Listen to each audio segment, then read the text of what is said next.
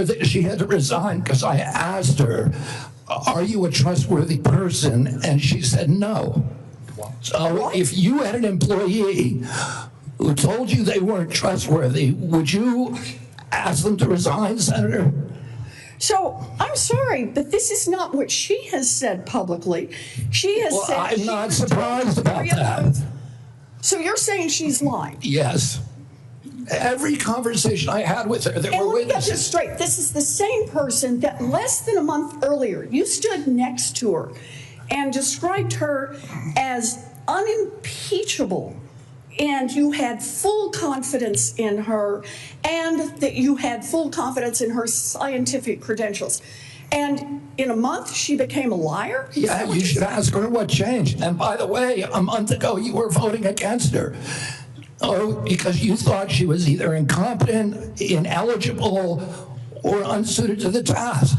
I voted against her because I was afraid she was going to bend the knee to you and Donald Trump.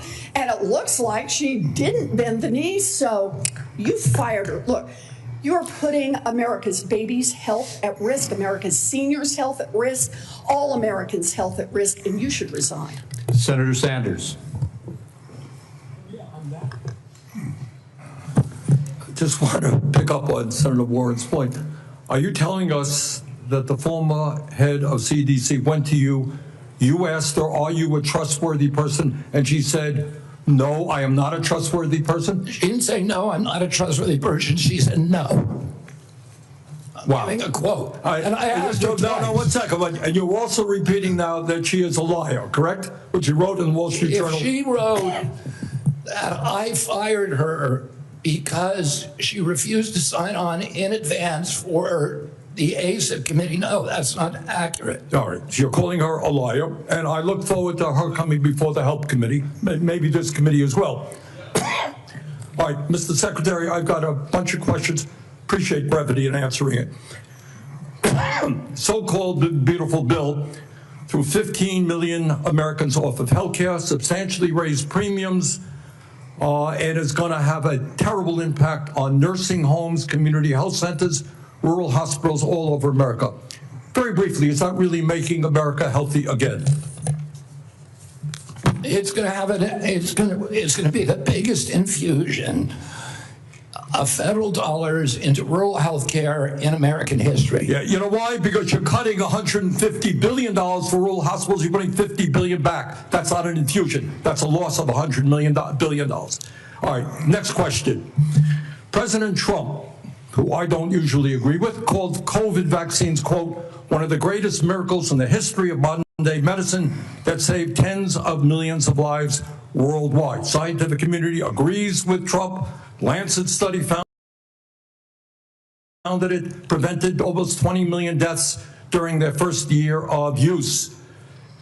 Secretary Kennedy, are President Trump and the medical community right, or do you still believe that the COVID vaccine was, quote, the deadliest vaccine ever made? No, first of all, I didn't say that. Oh, I said that in terms of affairs reports a while ago. I said today, I think that President Trump should get the Nobel Prize. So who's right? Is Trump in the medical community right, or are you right?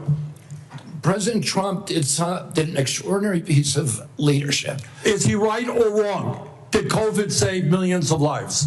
As I said, he got Americans back to work. At that time, that particular vaccine, which perfectly matched the virus that was circulating then, and I have no idea how many lives it saved, but it saved quite a few.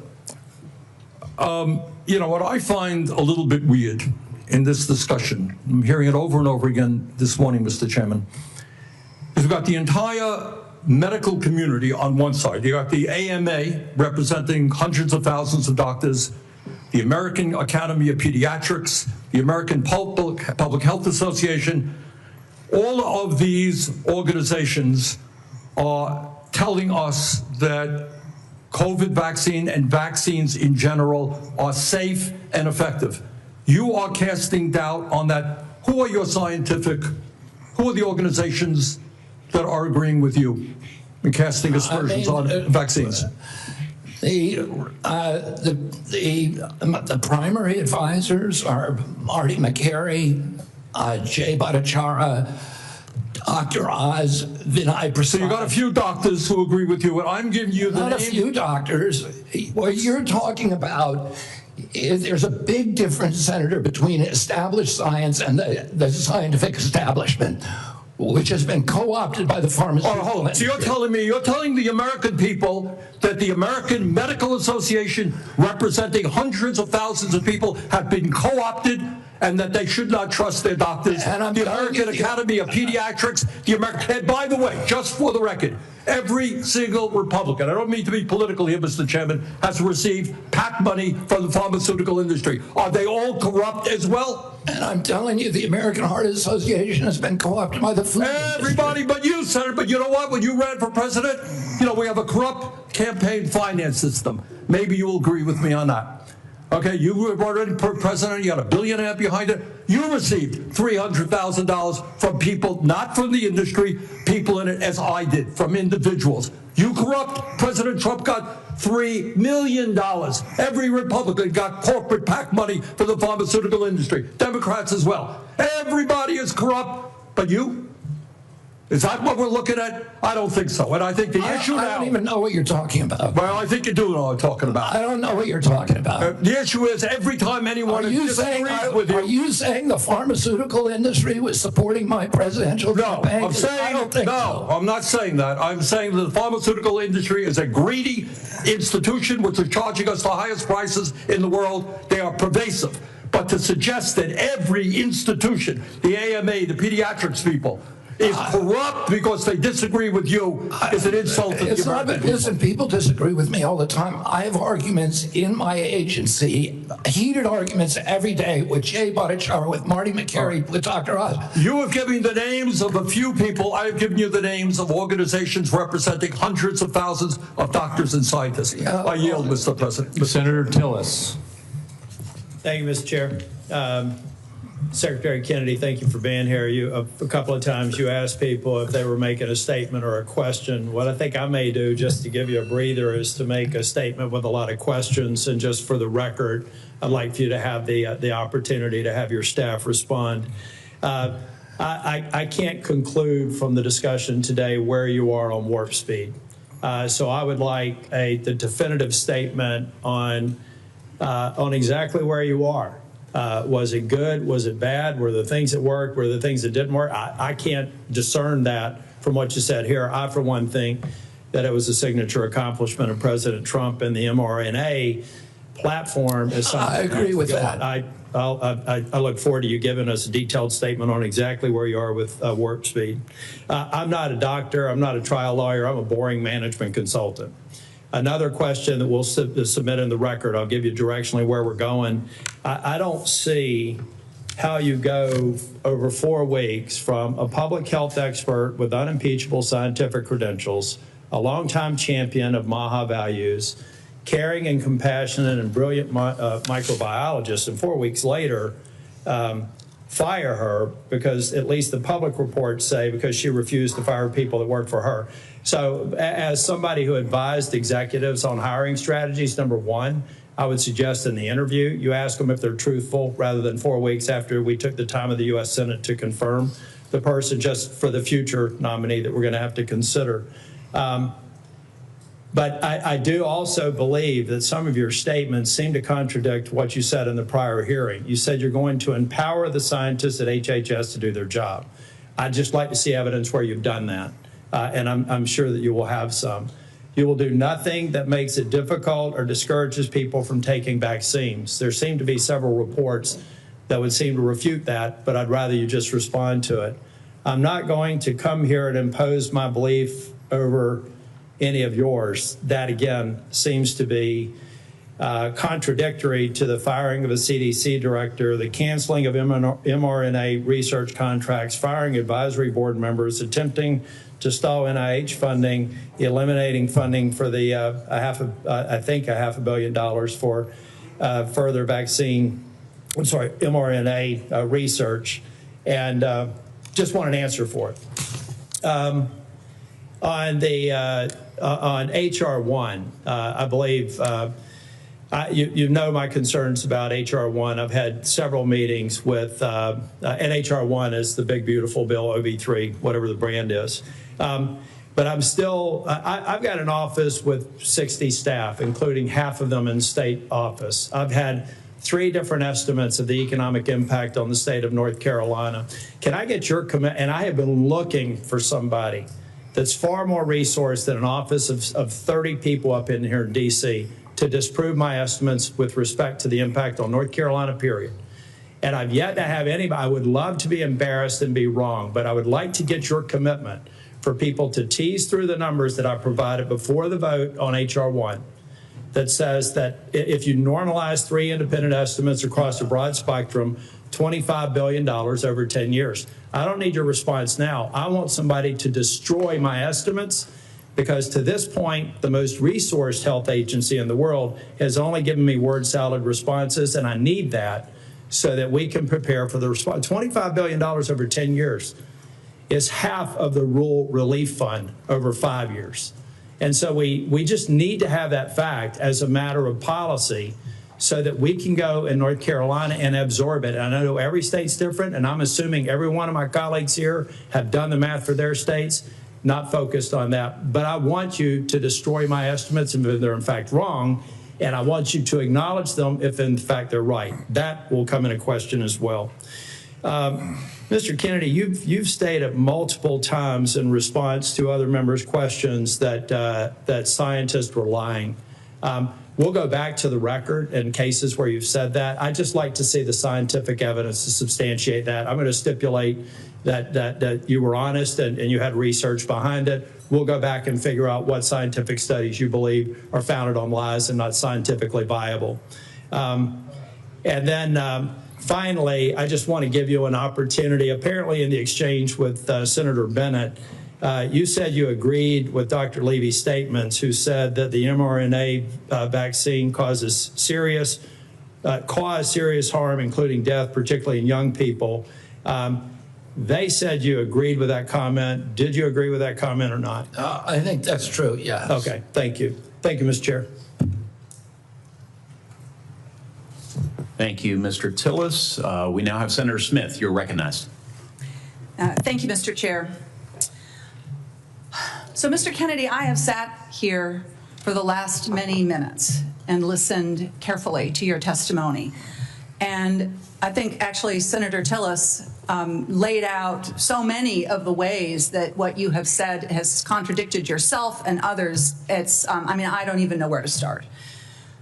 So I'm going to start here. Over the last 8 months, you have claimed to make America healthy again. But in actual fact, you have led the charge in the Trump administration to destroy what is best in our healthcare system. And your denials and your evasion and your lies here do not change that. You are the Secretary of the Health and Human Services. Yet you're trafficking in these fringe idea and discredited theories that are completely out of step with the scientific consensus. And you seem to be willing to say anything in the moment, even if it's untrue. So last time you were before Congress, Secretary Kennedy, you claimed, and I quote, "I have never been anti-vax. I have never told the public to avoid a vaccination." But in a podcast, you said the opposite. You said there's no vaccine that is safe and effective. So that sure sounds anti-vax to me, Secretary Kennedy. So let me ask you, when were you lying, sir? When you told this committee that you were not anti-vax, or when you told Americans that there's no safe and effective vaccine? Both things are true. Oh, so more denial, more back and forth. I mean, here's what I know. Here's what I know. Let me explain why, Senator. You just No, want actually, I want you to listen to me. Okay, go ahead. I want you to listen to me, because I've been listening to you. You said that ACIP is an independent panel after you stocked it with your picks. You said that you want evidence-based science, but it seems that what you mean is evidence that supports your view, not the scientific consensus.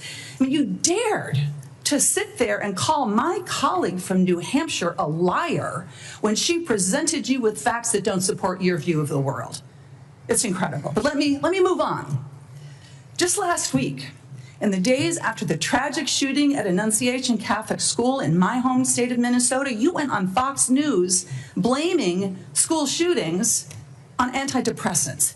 You have no evidence of that because you have no evidence of a connection. And you want to talk about... You're just saying something. You're just making stuff up. You know, this is what you say, right? Secretary Kennedy, when someone presents you with information that does not fit... I did not blame that shooting. I have no idea whether... I have no idea, and I never said that. You're making it up. You're twisting. Yeah, you are. Secretary you are being Kennedy, dishonest right now. If you want to talk about mental health and gun violence in this country, if you want to talk about mental health and gun violence in this country, we should be talking about that, because that's what the parents of Annunciation School You don't want to talk. You want to harangue, and you want to politically. You want to have partisan politics.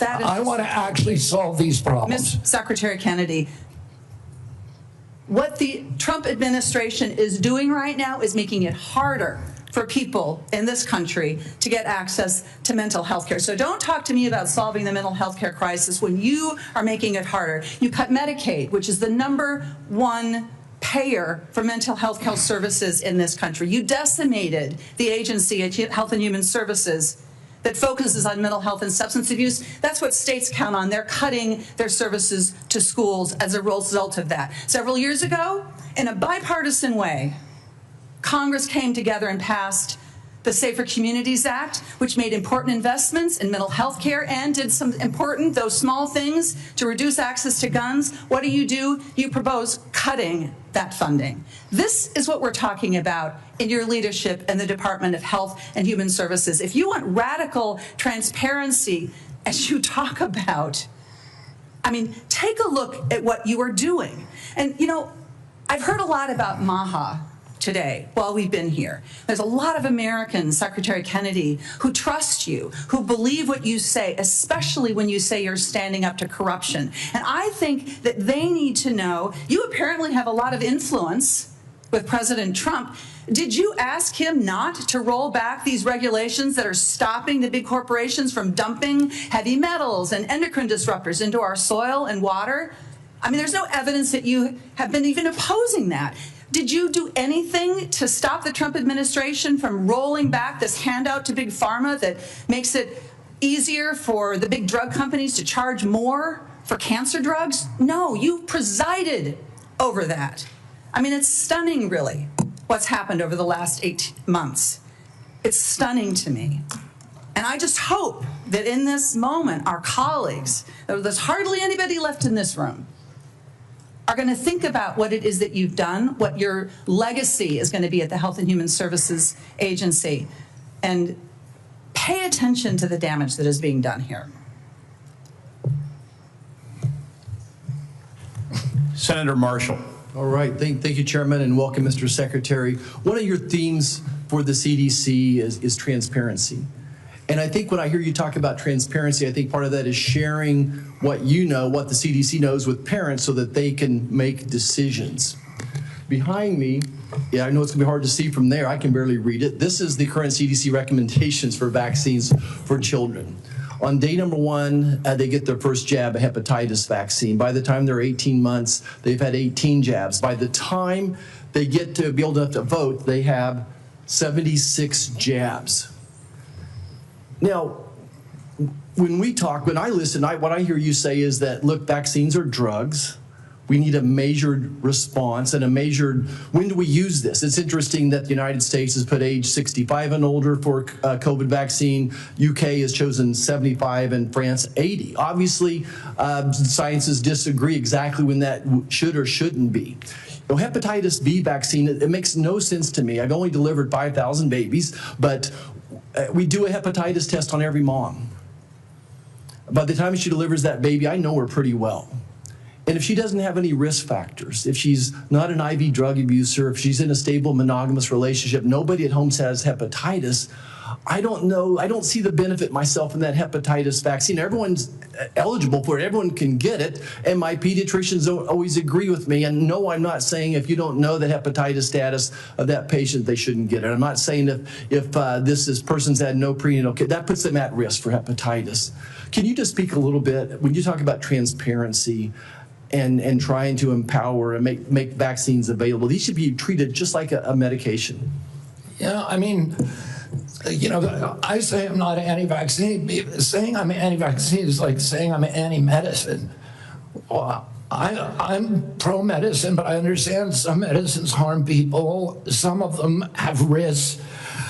Some of them have benefits that outweigh those risks for certain populations, and the same is true with vaccines. And we don't understand the risk profile because vaccines are the only medical intervention, medical device, or pharmaceutical drug that are exempt from pre-licensing safety studies.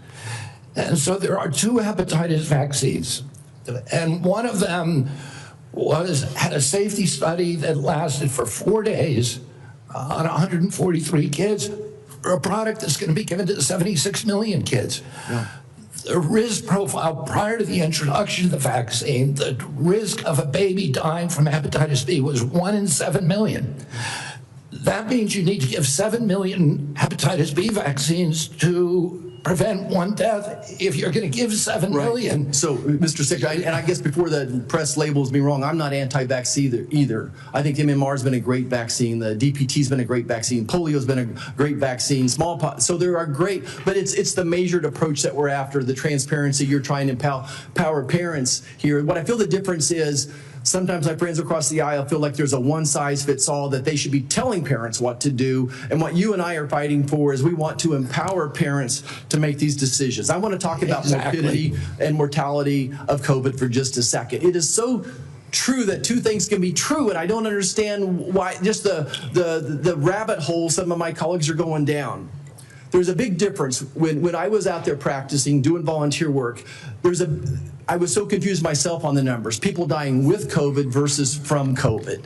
And we still don't have that message. And I think that's what I hear you saying as well. How many people died from COVID versus with COVID is a different answer. The situation today is so different when this monster virus was made at a laboratory in Wuhan, China, and none of us had ever seen this virus, and we had no immunity to it.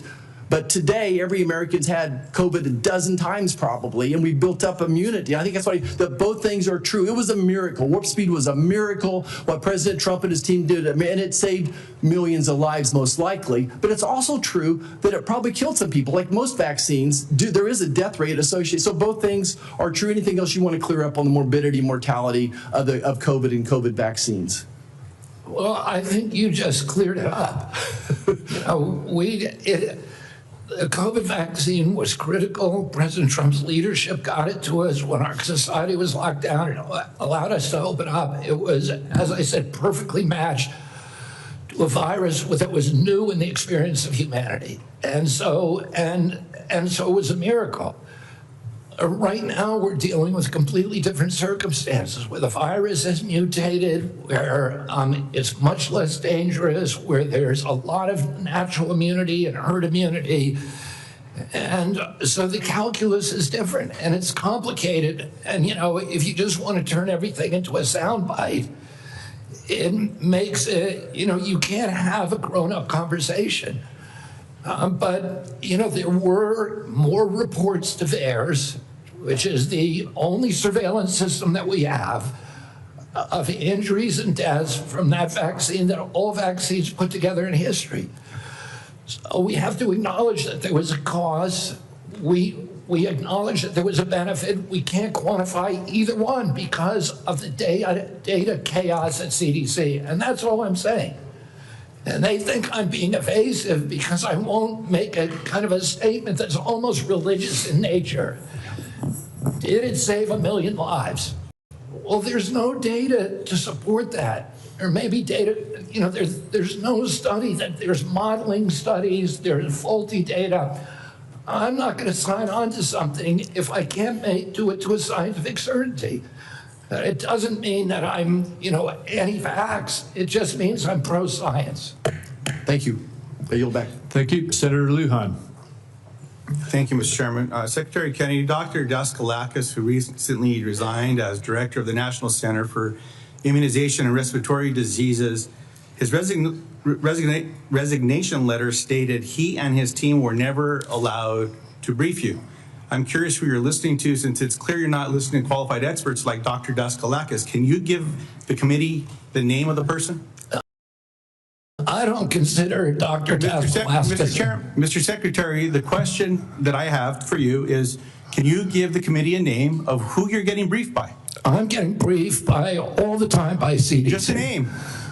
Dr. William Thompson's one name. Thank you very much, sir. Now, but I can get you a whole list of other. It's on my schedule. Mr. Secretary, that's not a hard question. You know a lot of answers. I'm not being evasive. Okay, then you answered it. Let's go on.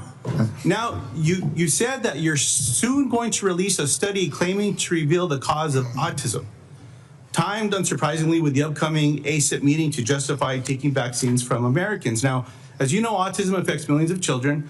So I guess you'd have the nation's top medical experts working on this.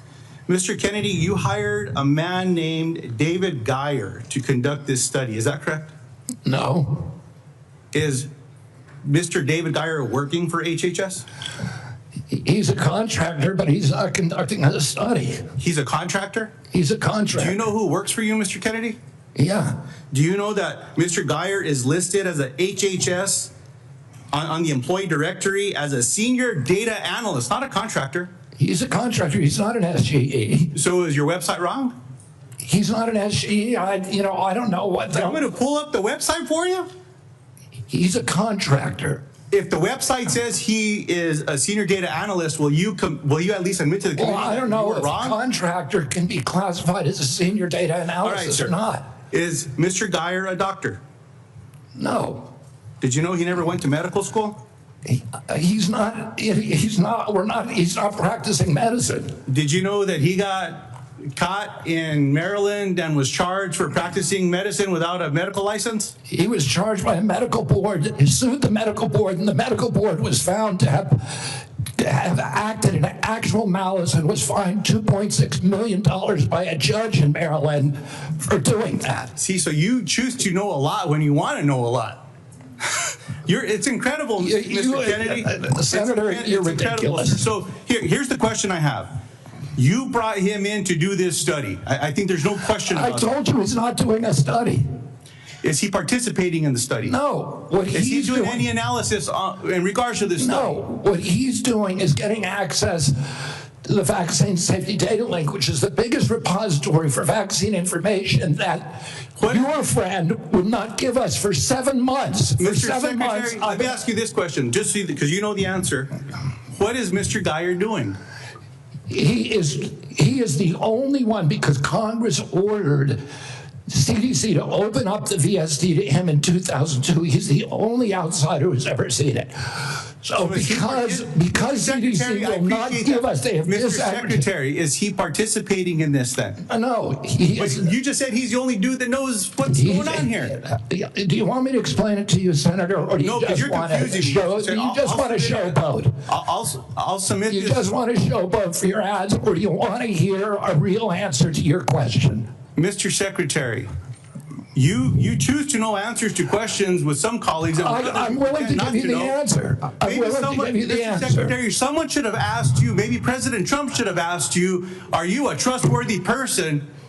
And we should have waited for an answer then. Let's move on. I don't even know what you're talking about. You're talking gibberish. Mr. Secretary, let me speak slowly and clearly so that you can understand me through my New Mexico accent. And then give me a chance to answer. Does this help? Can you understand me? Yes. Appreciate that. Mr. Secretary, yes or no, did you hire Mr. Geyer to do this study? No. Mr. Chairman, well, let me ask, maybe we'll just get a good answer here. Mr. Secretary, will you commit to sharing the protocols used for the autism study with Congress and to the public? They're public. Will you commit to giving it to this committee by the end of the week? No, not because that's not the way it works. Will you? You don't even know what you're talking about. Mr. Secretary, will you commit to sharing the protocols for the study by the end of the month? We already have. You just said it's public. We put out the notice of funding opportunities, and then the scientists from all over the world. You're not understanding me. Let me say no, you're not understanding how the world works. Do you understand what the protocols are? Do you understand what they are? The scientists who are doing the studies submit the protocol. Okay, so you know what they are. That's not coming from us. So will you commit to sharing those protocols with this committee? Well, anybody can get a hold of the protocol. It's published with the study. Mr. Chairman, what I'd like to ask is for your commitment here. I'll send a letter to the Secretary. I'll ask for support from the leadership of this committee to ask for those protocols.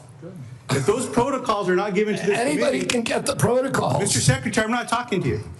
Mr. Chairman, what If the protocols are public, we can work with you. What I'm asking, Mr. Chairman, is that if those protocols are not given to this committee, I'm asking for your agreement that we follow through with a subpoena to get them. No, I will not agree to subpoena anything. Let's see what But happens. Mr. Chairman, you'll help me get them if they're available publicly? Yes. I appreciate that, Mr. Chairman. Mr. Kennedy, with all the questions here today, people just want to know the truth. I don't think so. Mr. Secretary, you don't think so? Thank you. I don't think so. I hope everyone recording that got that, because there explains the Secretary's tenure here. Look, 2 young ladies in Las Cruces, New Mexico at a town hall recently gave me this starfish pin. I was going to give it to you today, but after your questioning today, I don't think you deserve it, because what this represents is to remember that every one of us can make a difference, sir, to something as small as a starfish on a beach that maybe got washed up, you throw it back in the ocean. You might not save them all, but you can save one. I'm sorry that you're not worthy of this. Nice little pin, sir, is a nice reminder. I'm going to pray for you, Secretary Kennedy. I hope we do better. I want you to do better. But today was a failure for you, man. I yield back. Senator Warnock. Thank you, Brother Chair. Less than a month ago, we received the heartbreaking news that a gunman opened fire at the CDC campus in Atlanta, Georgia. This obviously is my neck of the woods. This is heart-wrenching for all Americans, but for those of us especially who live in that area.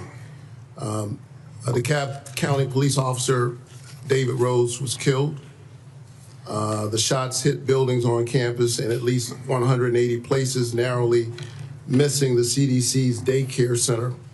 Law enforcement recovered nearly 500 shell casings. Clearly, he came to do a lot of damage.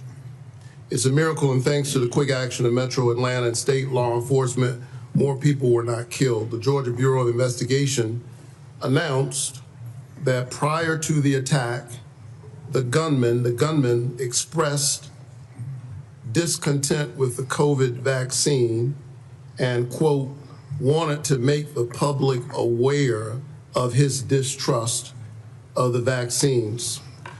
Secretary Kennedy, I assume you are aware of these disturbing reports of the gunman's motives? Yes.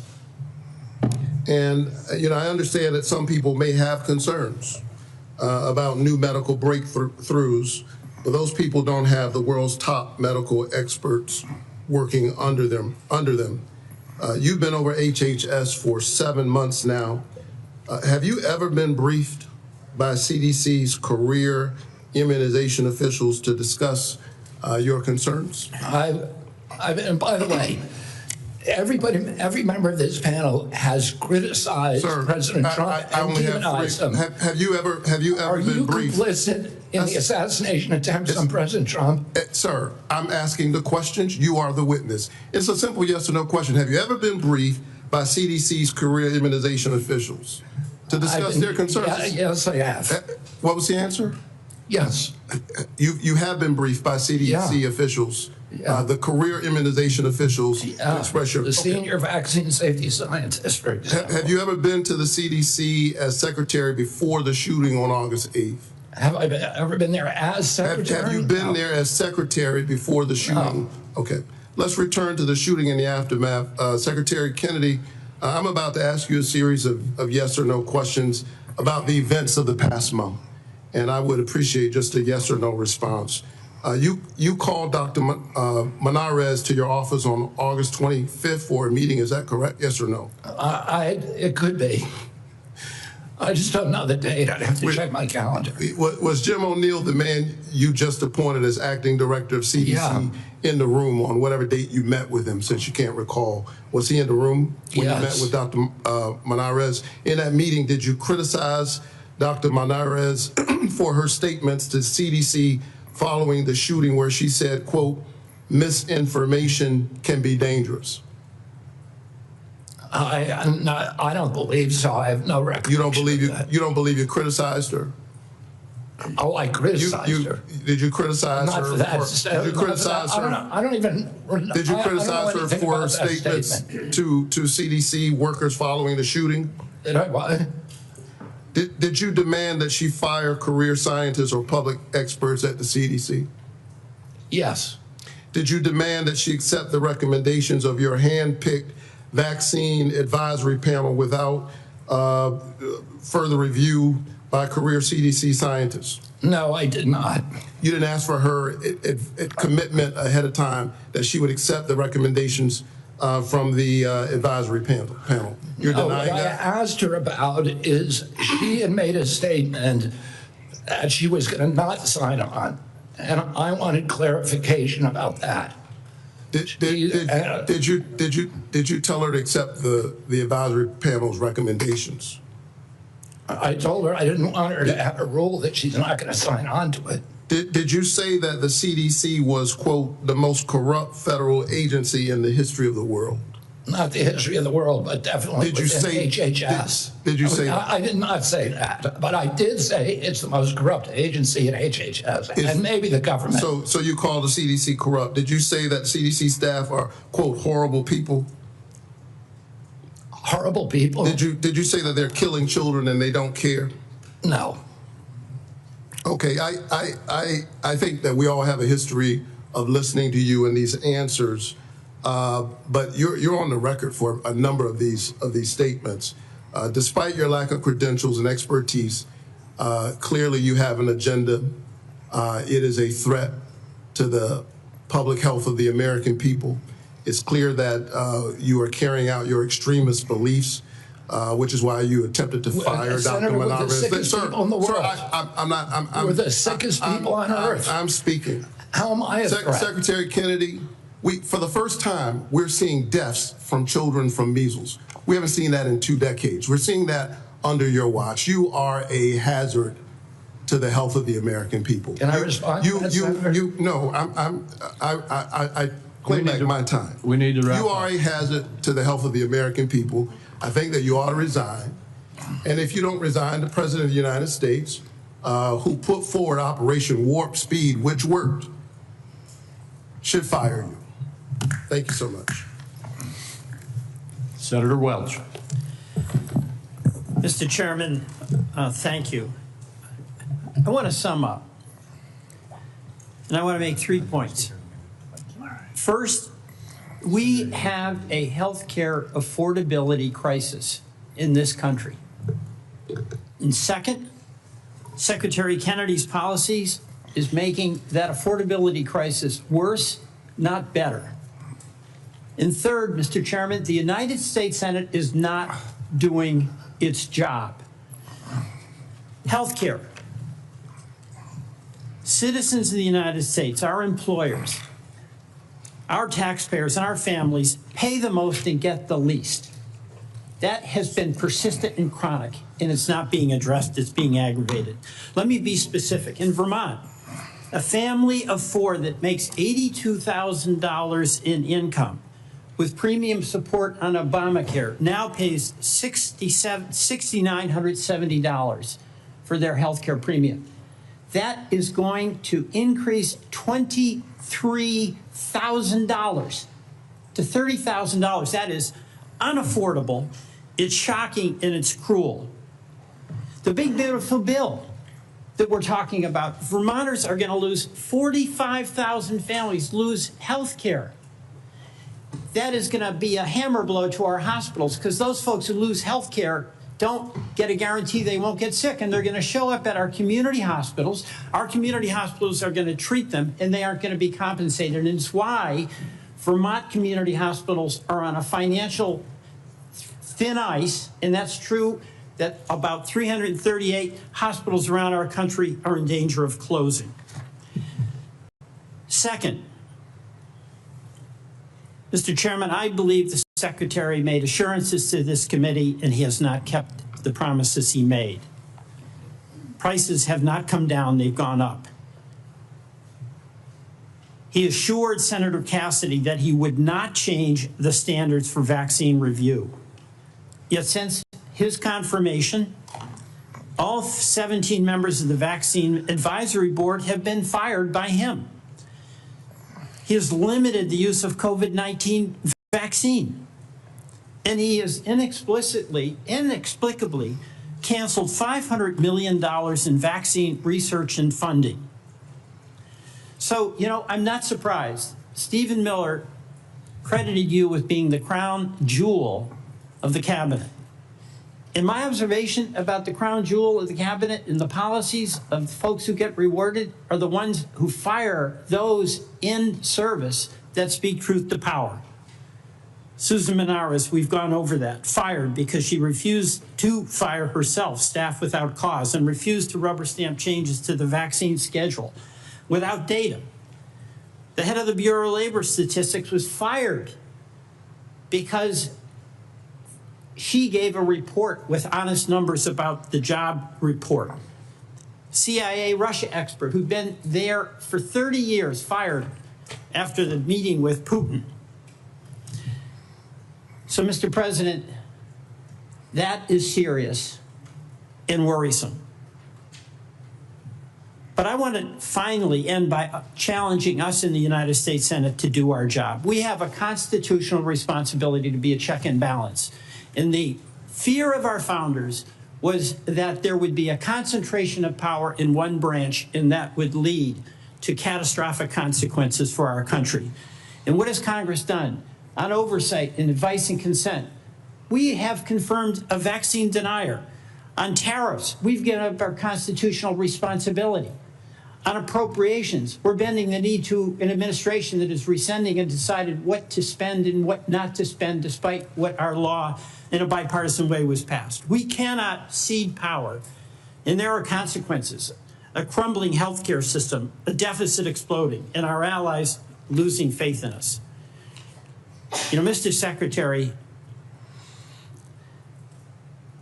in the past, you have accused some of my colleagues of being in the pocket of pharma shills. You did that with Senator Warren today. You've done it in the past with Senator Bennett and Senator Sanders. You are not a pharma shill. But I believe we have to fight pharma and bring down the prices. And Senator Cortez Masto spoke about the legislation that we now have that would reverse the $5 billion handout to Big Pharma in the One Big Beautiful Bill. And when I leave today with Senator Wyden, we are going to go to the floor and seek unanimous consent to pass our legislation that would reverse that giveaway.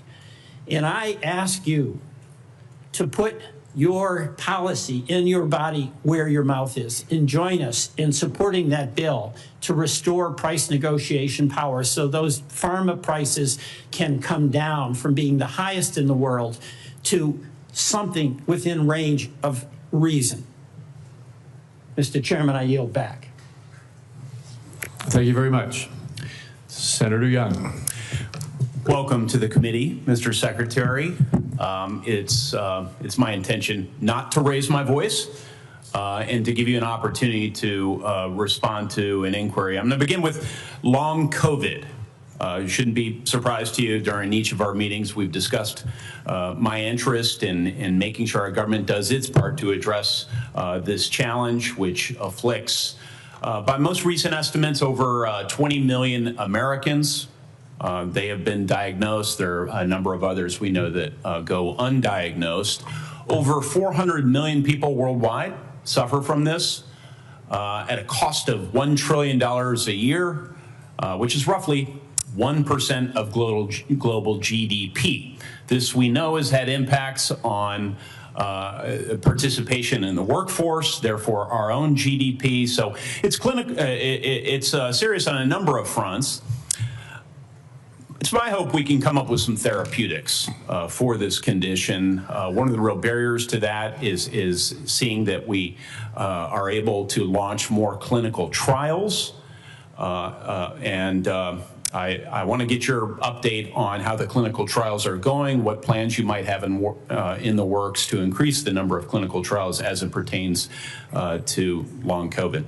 Yeah, Senator, There was a project funded, a long COVID project at NIH. There was a huge amount of money spent on it. It yielded nothing. I agree with that.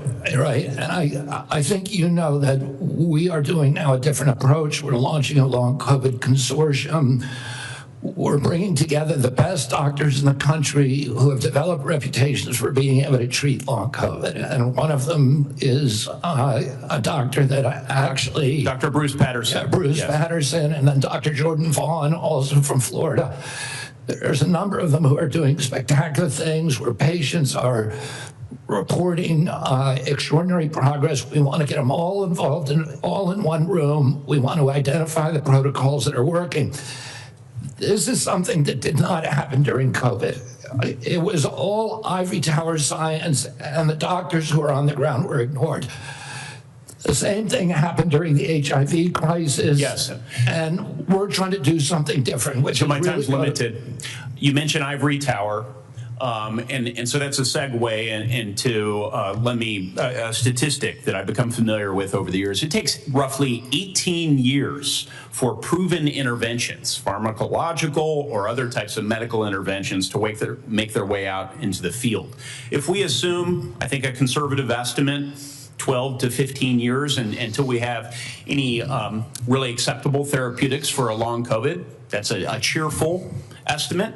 Plus the 18 years until it finds its way into clinical practice, people roughly my age will pass. Actuarially speaking, they will pass before there's any acceptable therapeutics. So we need to accelerate our current activities. Can you give me a couple of things you're going to do to ensure that we accelerate our development of therapeutics?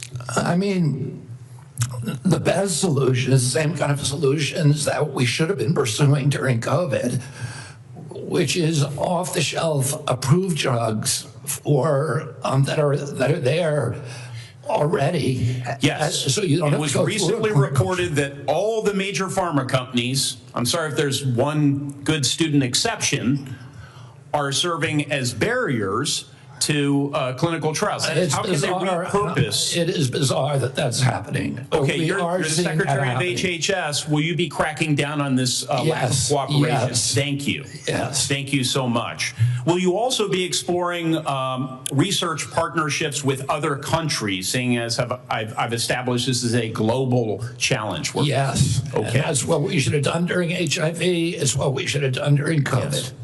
Will you also be exploring whether ARPA-H, which has different research protocols than NIH, NIH is very good at what they do, but it takes them a really long time to prove things because of their rigorous process.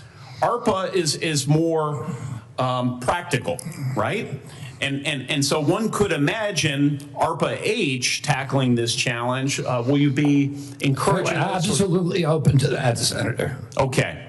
Will you be working with me and other members of the committee on your aggressive strategy as it continues? Yeah, and looking for good ideas everywhere. Okay. The last thing I'd like to briefly touch on with the chairman's indulgence is just recognizing the president's leadership as it relates to the appropriate use of civil commitment to deal with homelessness challenges, mental health challenges, et cetera. He's taking a look at these practices. This can be a difficult conversation for so many of us, but I think it is worth considering whether government can play a more assertive role in helping people off the streets who have serious mental illness get off the streets, receive the sort of treatment they really need to be healthy. Can you provide some very brief thoughts on this topic, and maybe then I could follow up with a phone call? On the topic of civil commitment. Yeah.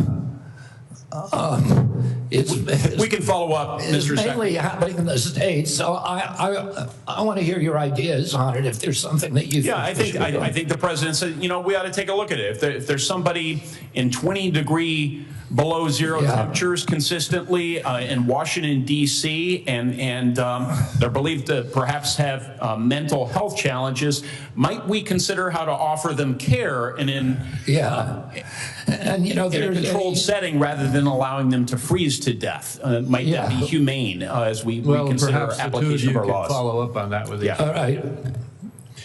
And Mr. Secretary, you've been here just like a minute or so under 3 hours. We appreciate that. We're not quite done yet. Senator Wyden has asked for one more round, so I said he, as the ranking member, should have the right to have one more round of 5 minutes for himself. And so, Senator Wyden, why don't you go ahead? Mr. Secretary, we'll keep this brief. I want to ask about mifepristone.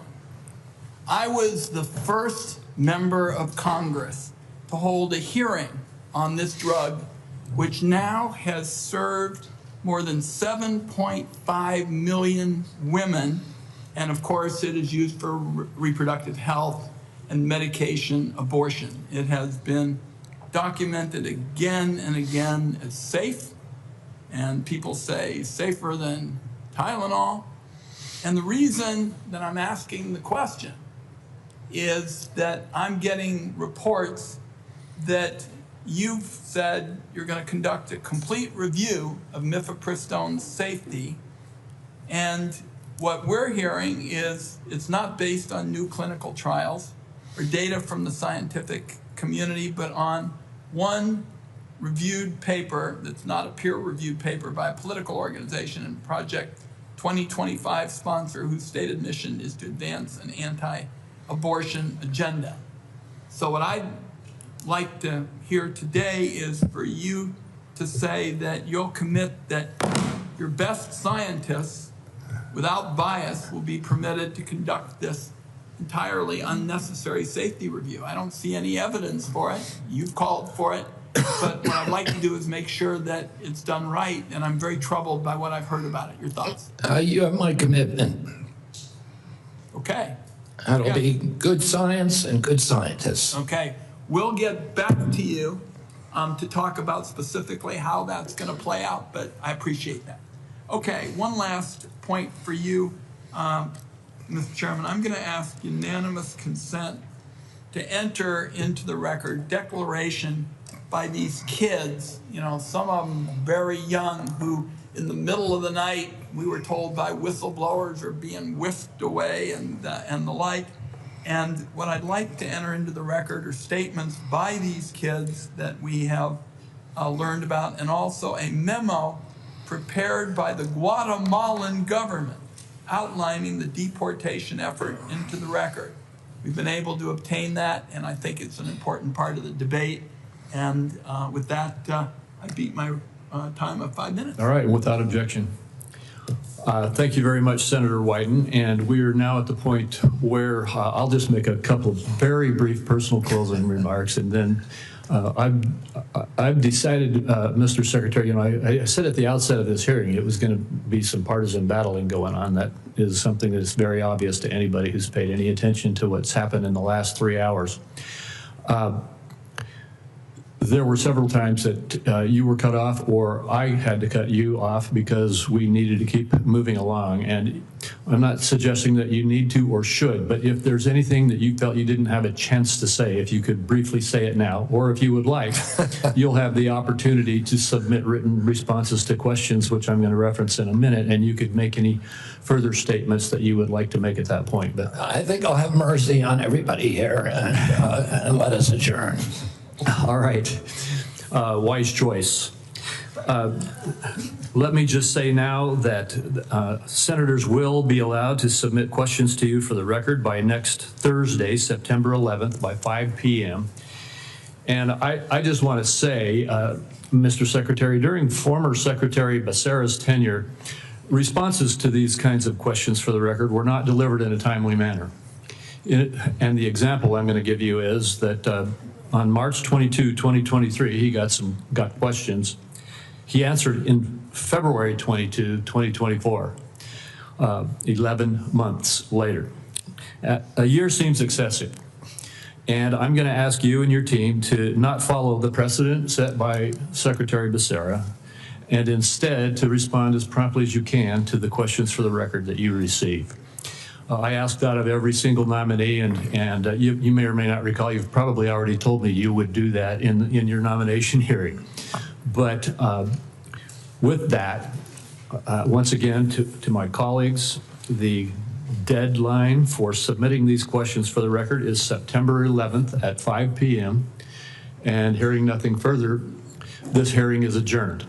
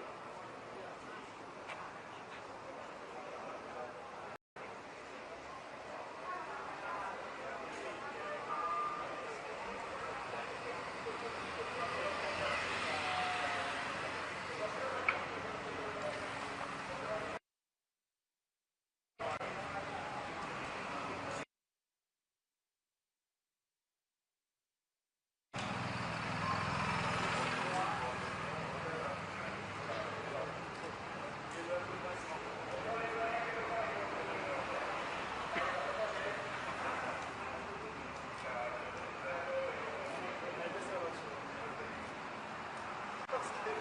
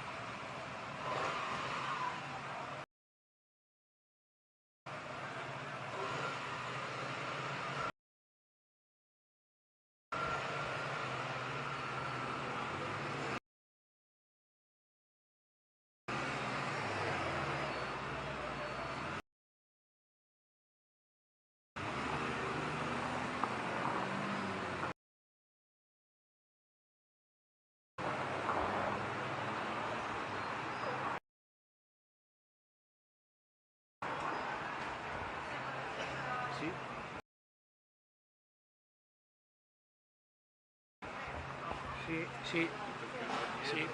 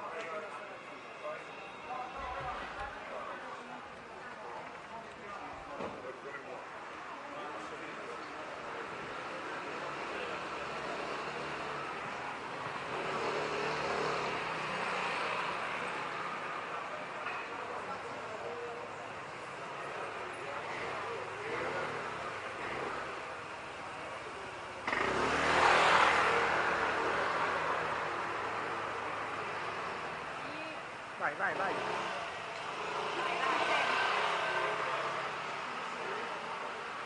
Ha detto di abbassare il microfono.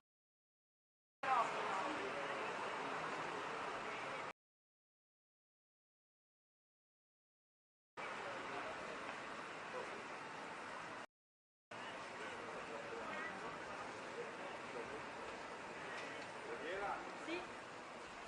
Un attimo, tanto non c'è fretta.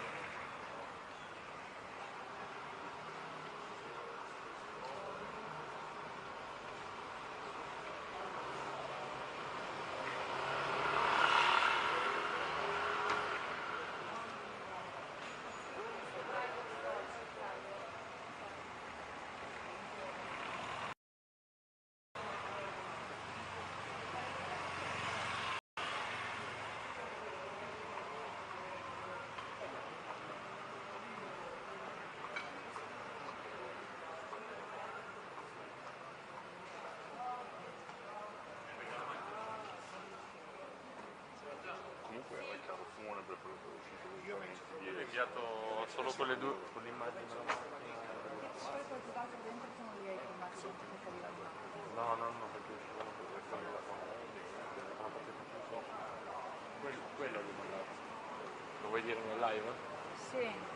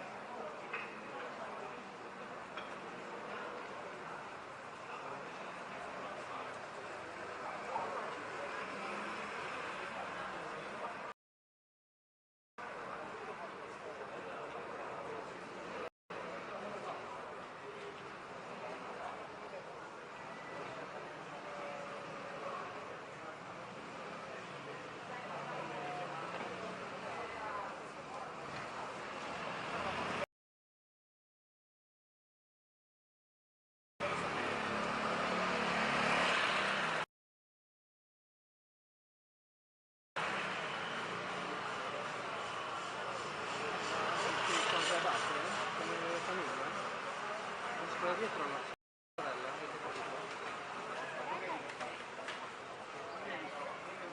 quello davanti? Non lo so, lui cosa dice? Secondo me sì. Quindi date il lancio e poi vedere. No, c'è.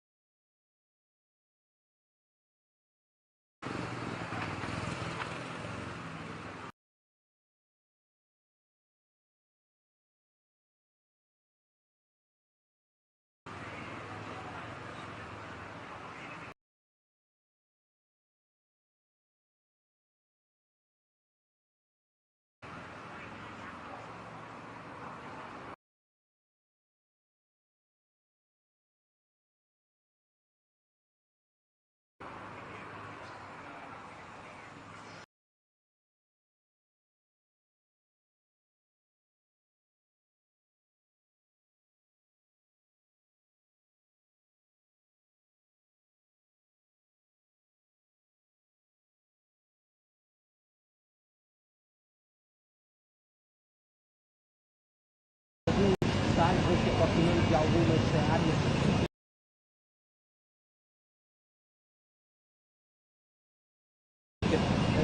da Câmara e o Governo está aqui montada e vão conversando também sobre isso. Ora,